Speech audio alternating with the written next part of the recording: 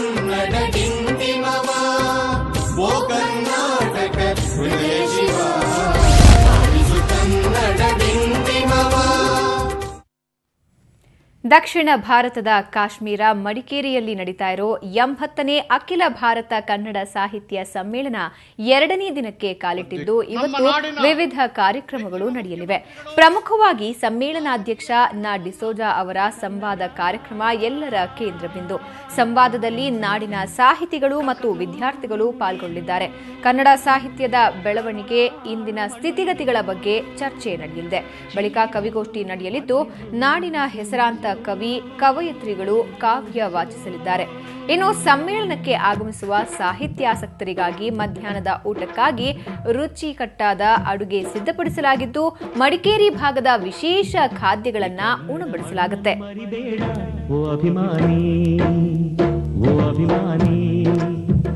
ಈ ಮಣ್ಣಿನ ಹೆಣ್ಣನ್ನು ಜರಿಬೇಡ ಓ ಅಭಿಮಾನಿ, ಓ ಅಭಿಮಾನಿ. ಸುಸಂಸ್ಕೃತ ಚರಿತೆಯ ತಾಯ್ನಾಡು, ಮಹೋನ್ನತ ಕಲೆಗಳ ನೆಲೆಬೀಡು.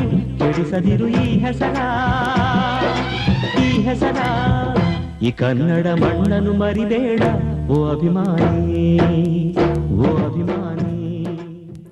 ಮಡಿಕೇರಿಯಲ್ಲಿ ಕನ್ನಡದ ಕಂಪು ಯಾವ ರೀತಿ ಪಸರಿಸಿದೆ, ಇವೆಲ್ಲದರ ಬಗ್ಗೆ ಇನ್ನಷ್ಟು ಮಾಹಿತಿಯನ್ನ ನೀಡೋದಕ್ಕೆ ಮಡಿಕೇರಿಯಿಂದ ನೇರ ಸಂಪರ್ಕದಲ್ಲಿದ್ದಾರೆ ನಮ್ಮ ಪ್ರತಿನಿಧಿ ರಜನಿ.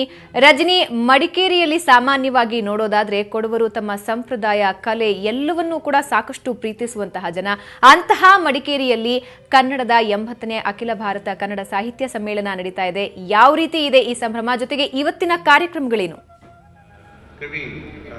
ಭಾವನಾ, ನಿಜವಾಗ್ಲೂ ಹೇಳಬೇಕು ಅಂದ್ರೆ ಮಡಿಕೇರಿಯ ತುಂಬಾ ಸಂಭ್ರಮದ ವಾತಾವರಣ ಮನೆ ಮಾಡಿದೆ ಅಂತ ಹೇಳಬೇಕಾಗತ್ತೆ. ಯಾಕೆಂದ್ರೆ ಇಡೀ ಮಡಿಕೇರಿಯಲ್ಲಿ ನಿನ್ನೆ ನಡೆದ ಏನು ಮೆರವಣಿಗೆ ಏನಿತ್ತು ಅದೊಂದು ಹೊಸ ಕಳೆ ತಂದುಕೊಟ್ಟಿದೆ. ಇಡೀ ಮಡಿಕೇರಿಯನ್ನು ಒಂದು ಪುಳಕಿತರನ್ನಾಗಿಸಿದೆ ಅಂತ ಹೇಳ್ಬೋದು. ಕಳೆದ 32 ವರ್ಷಗಳ ಹಿಂದೆ ಶಂಭಾ ಜೋಶಿ ಅವರ ನೇತೃತ್ವದಲ್ಲಿ ನಡೆದ ಸಮಾರಂಭ ಏನಿತ್ತು, ಅಂದಿನ ಸಮ್ಮೇಳನ ಏನಿತ್ತು, ಅದನ್ನ ತುಂಬಾ ಜನ ನೆನಪಿಸ್ಕೊಂಡ್ರು ಇಲ್ಲಿ ಅವರು. ಅದರ ಜೊತೆಗೆ ಇವತ್ತಿನ ಸಂಭ್ರಮ ಅದಕ್ಕೆ 100 ಪಟ್ಟು ಅದ್ದೂರಿಯಾಗಿ ಮೂಡಿ ಬಂತು ಅನ್ನೋ ಮಾತನ್ನ ಹೇಳಿದ್ರು. ಇಂದು ಸಹಿತ ನಿನ್ನೆಯಿಂದ ಪ್ರಾರಂಭವಾದ ಜಾತ್ರೆ ಇವತ್ತಿಗೆ ಇನ್ನಷ್ಟು ಕಳೆಗಟ್ತಾ ಇದೆ. ಸುತ್ತಮುತ್ತಲಿನ ಜನ ಇಂದಿಗೆ ಈ ಮಡಿಕೇರಿಯಲ್ಲಿ ನಡೆಯುವ ಸಮ್ಮೇಳನ ನೋಡಕ್ಕೆ ಎಲ್ಲರೂ ಬರ್ತಾ ಇದ್ದಾರೆ. ಅದರಲ್ಲೂ ಮುಖ್ಯವಾಗಿ ಇವತ್ತಿನ ದಿನ ವಿಶೇಷ ಅಂದ್ರೆ ವಿಚಾರಗೋಷ್ಠಿಗಳು. ಮೊದಲಿಗೆ ದಲಿತ ಸಂವೇದನೆಯ ಕುರಿತು ಡಾಕ್ಟರ್ ಸಿದ್ಧಲಿಂಗಯ್ಯ ಅವರ ಒಂದು ನೇತೃತ್ವದಲ್ಲಿ ಒಂದು ದಲಿತ ಸಂವೇದನೆ ಕುರಿತು ವಿಚಾರಗೋಷ್ಠಿ ನಡೀತಾ ಇದೆ. ನಾವೀಗ ಭಾರತೀಯ ಸುತ ವೇದಿಕೆಯಲ್ಲಿದ್ದೇವೆ. ನೀವು ನನ್ನ ಹಿಂದೆಯ ವೇದಿಕೆಯನ್ನ ನೋಡಿದ್ರೆ ಗೊತ್ತಾಗಬಹುದು. ಅಲ್ಲಿ ನಾ ಡಿಸೋಜಾ ಅವರ ನೇತೃತ್ವದಲ್ಲಿ, ದಲಿತ ಕವಿ ಸಿದ್ಧಲಿಂಗಯ್ಯ ಅವರ ನೇತೃತ್ವದಲ್ಲಿ ಈ ಒಂದು ಕಾರ್ಯಕ್ರಮ ನಡೀತಾ ಇದೆ. ಇದಾದ ನಂತರ ಕನ್ನಡ ಸಾಹಿತ್ಯ ಪರಿಷತ್ತಿಗೆ 100 ವರ್ಷ ತುಂಬಿರುವ ಹಿನ್ನೆಲೆಯಲ್ಲಿ ಆ ಕುರಿತು ಒಂದು ವಿಚಾರಗೋಷ್ಠಿ ಏರ್ಪಾಟಾಗಿದೆ. ಆ ನಂತರದ ಇಂದಿನ ಪ್ರಮುಖ ಆಕರ್ಷಣೆ ಅಂದ್ರೆ ನಾ ಡಿಸೋಜಾ ಅವರೊಂದಿಗೆ ಅಂದ್ರೆ ಸಮ್ಮೇಳನಾಧ್ಯಕ್ಷರೊಂದಿಗೆ ಸಂವಾದ. ಕೆಲವು ಹೆಸರಾಂತ ಸಾಹಿತಿಗಳು ಜೊತೆಗೆ ವಿದ್ಯಾರ್ಥಿಗಳು ಸೇರಿ ಈ ಸಂವಾದವನ್ನು ನಡೆಸಿಕೊಳ್ಳಲಿದ್ದಾರೆ.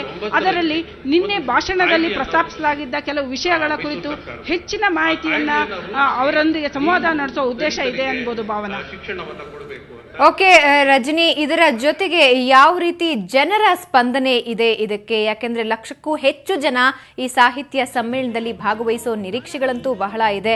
ಇದರ ಜೊತೆಗೆ ಅವರೆಲ್ಲರಿಗೂ ಯಾವ ರೀತಿ ವ್ಯವಸ್ಥೆಗಳಿವೆ, ಜೊತೆಗೆ ಮಡಿಕೇರಿಯ ಊಟವನ್ನ ಇವತ್ತು ಸವಿಬಹುದಾ? ಅಲ್ಲಿನ ಜನರು ಯಾವ ರೀತಿ ವ್ಯವಸ್ಥೆ ಇದೆ? ಮಡಿಕೇರಿ ಮೊದಲಿನಲ್ಲೂ ಆದರಾತಿಥ್ಯಕ್ಕೆ ಹೆಸರುವಾಸಿ, ಅದರಲ್ಲೂ ಪ್ರವಾಸಿಗರ ಸ್ವರ್ಗ ಇದು. ಹಾಗಾಗಿ ಮಡಿಕೇರಿ ಅಂದ ತಕ್ಷಣ ಎಲ್ಲೆಲ್ಲಿಂದನೂ ಜನ ಹುಡುಕಿಕೊಂಡು ಬರ್ತಾರೆ. ಅದರಲ್ಲೂ ಸಾಹಿತ್ಯಾಸಕ್ತರಂತೂ ಇಂಥ ಅವಕಾಶವನ್ನ ಖಂಡಿತ ಮಿಸ್ ಮಾಡ್ಕೊಳಲ್ಲ. ನಿನ್ನೆ ದಿನ ಬಂದವ್ರದ್ದು ಒಂದು ಗ್ರೂಪ್ ಆದ್ರೆ ಇವತ್ತಿಗೆ ಬರೋರ್ದು ಬೇರೆದೇ ತರ ಇರತ್ತೆ. ಅವರು ಬಂದವರು ಸಾಹಿತ್ಯ ಸಮ್ಮೇಳನದ ಸವಿಯೊಂದಿಗೆ ಇಲ್ಲಿಯ ಆದರಾತಿಥ್ಯ ಜೊತೆಗೆ ಇಲ್ಲಿಯ ಪ್ರವಾಸಿ ತಾಣಗಳನ್ನು ನೋಡಿಕೊಂಡು ಹೋಗಬೇಕು ಅನ್ನೋ ಉದ್ದೇಶದಲ್ಲಿ ಬಂದಿರ್ತಾರೆ. ಆ ಕಾರಣಕ್ಕಾಗಿ ಇಂದಿನ ಆದರಾತಿಥ್ಯದಲ್ಲಿ ಕೊಡಗಿನ ಊಟಕ್ಕೆ ಹೆಚ್ಚಿನ ಮಹತ್ವ ಕೊಡಲಾಗಿದೆ. ಬೆಳಗಿನ ತಿಂಡಿಯಲ್ಲಿ ಕೊಡಗಿನ ಕುಡಂಬೆಟ್ಟು ತಿಂಡಿಯನ್ನ ಮಾಡಲಾಗಿದೆ. ಅಂದ್ರೆ ಕಡುಬು, ಅದೊಂದು ರೀತಿಯ ಕೊಡಗಿನ ಪ್ರಸಿದ್ಧ ತಿಂಡಿ ಅದು. ಆ ತಿಂಡಿಯನ್ನ ಇವತ್ತು ಮಧ್ಯಾಹ್ನ ಮಾಡಲಾಗಿತ್ತು. ಈಗ ಮಧ್ಯಾಹ್ನಕ್ಕೆ ಮತ್ತು ರಾತ್ರಿಯಲ್ಲೂ ಕೊಡಗಿನ ಕೆಲವು ವಿಶಿಷ್ಟ ಖಾದ್ಯಗಳಿರಲಿದೆ. ರಾತ್ರಿಯಲ್ಲಿ ಎಣ್ಗಾಯಿ ಪಲ್ಯ ಮತ್ತು ಜೋಳದ ರೊಟ್ಟಿ ಮಾಡಲಾಗಿದೆ. ಯಾಕೆಂದರೆ ಕರ್ನಾಟಕದ ಅದೊಂದು ಟ್ರೇಡ್ ಮಾರ್ಕ್ ಎಣ್ಗಾಯಿ ಪಲ್ಯ ಜೋಳದ ರೊಟ್ಟಿ, ಅದನ್ನು ಸಹಿತ ಇಲ್ಲಿ ಮಾಡಲಾಗಿದೆ. ಇದರೊಂದಿಗೆ ಬೇರೆ ಎಲ್ಲಾ ವ್ಯವಸ್ಥೆಯನ್ನು ಸಾಧ್ಯವಾದಷ್ಟು ಮಟ್ಟಿಗೆ ಅಚ್ಚುಕಟ್ಟಾಗಿ ಮಾಡಕ್ಕೆ ಪ್ರಯತ್ನಿಸ್ತಾ ಇದ್ದಾರೆ. ನಿನ್ನೆ ನಡೆದ ಊಟ ವ್ಯವಸ್ಥೆಯನ್ನ ತಗೊಂಡ್ರೆ ನಮ್ಗೆ ಗೊತ್ತಾಗತ್ತೆ, ಬಂದಿರೋ ಎಲ್ಲರಿಗೂ ಊಟದ ವ್ಯವಸ್ಥೆಯನ್ನ ತುಂಬಾ ಅಚ್ಚುಕಟ್ಟಾಗಿ ಮಾಡಿದ್ರು.